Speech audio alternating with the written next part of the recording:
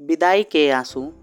Love marriage का सपना देखने वाली भावुका ने आखिर माता पिता की खुशियों के लिए अरेंज मैरिज कर ही ली, लेकिन परिवार को लेकर मन का डर वह कैसे निकाल पाएगी। भावुका ने जब आंखें खोली तो उसके बगल में एक गिफ्ट बॉक्स रखा था, जिस पर लिखा था शादी की 25वीं वर्षगांठ की बधाई संगनी। उस बॉक्स को खोले बिना ही भावुका अपने जीवन के 25 साल पीछे चली गई, जब उसने अपना MBA पूरा किया था और वह अपने सपनों की एक अलग ही दुनिया में रहती थी। भाविका को लव मैरिज करनी थी, उसे कभी अरेंज मैरिज करनी ही नहीं थी। इसका सबसे बड़ा कारण था परिवार। उसका मानना था कि अरेंज मैरिज में परिवार हमेशा दोनों के बीच में आ जाता है, इसलिए उसने और उसके दोस्तों ने तय किया था कि ढंग का लड़का मिलते ही हम सब लव मैरिज करेंगे। भाविका के सोच के हिसाब से कुछ नहीं हुआ। उसने कुछ लड़कों को डेट तो किया, लेकिन बात नहीं बनी। आखिरकार माँ बाप का मन रखने के लिए ही सही, उसने उनके मनपसंद लड़के से शादी करनी ही पड़ी। इस तरह से लव मैरिज करने वाली भाविका की अरेंज मैरिज हो गई। शादी के बाद जब भाविका की विदाई हुई थी तो वह गाड़ी में बैठने के बाद बहुत रो रही थी। उसकी आंखों का काजल आंसुओं के साथ बह रहा था। तभी चेहरे के सामने एक सफ़ेद रुमाल आता है, जो किसी और ने नहीं बल्कि उसके पति ने उसकी तरफ बढ़ाया था। रुमाल लेकर भाविका ने आंसू पोंछे। आंखों से बहा काजल उस सफ़ेद रुमाल पर लग गया।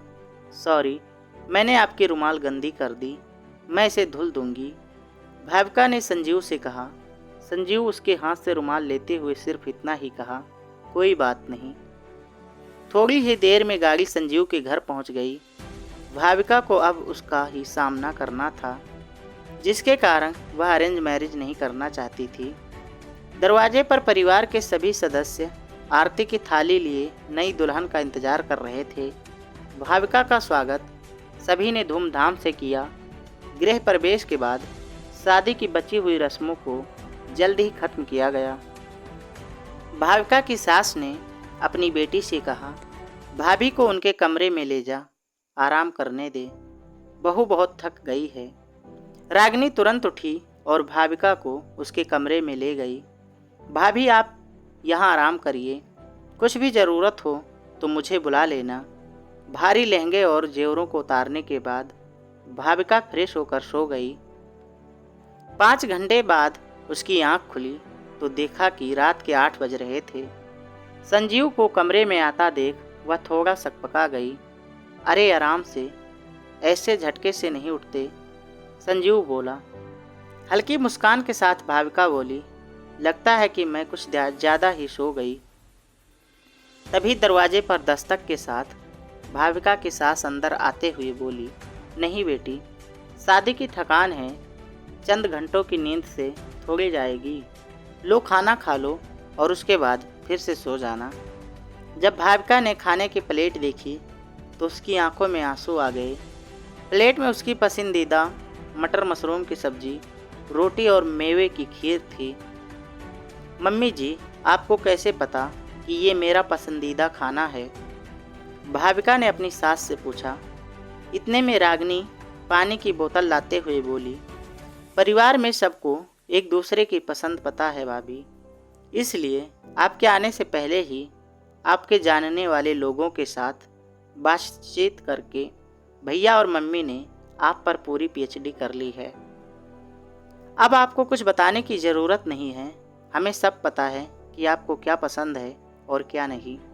रागिनी की ये बातें सुनकर भाविका ने अपनी सास का हाथ चूम लिया।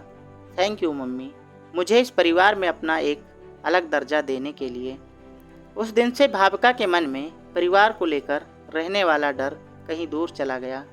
उसने परिवार को अपना माना और परिवार ने उसे अपनाया। इस तरह से हंसी खुशी रहते हुए भाविका और संजीव की शादी को आज 25 साल पूरे हो चुके थे। भाविका ने अपने अतीत में वर्तमान में आते हुए उस गिफ्ट बॉक्स को खोला तो देखा उसमें काजल लगा हुआ वही सफ़ेद रुमाल था, जिससे भाविका ने अपने विदाई के आंसू पोंछे थे। साथ ही एक पत्र भी था जिसमें लिखा था, तुम्हारे विदाई के आंसू मेरे लिए बहुत कीमती हैं। तुम्हारे विदाई के आंसू मेरे लिए बहुत कीमती थे, जिसे मैंने हमेशा संजो कर रखा था। मुझे पता था कि तुम एक परिवार छोड़कर आ रही थी, इसलिए यहाँ पर हमने तुम्हारे लिए एक दूसरा परिवार तैयार कर रखा था। मेरे साथ अपना जीवन साझा करने के लिए शुक्रिया। शादी की वर्षगांठ पर बहुत सारा प्यार, तुम्हारा संजू।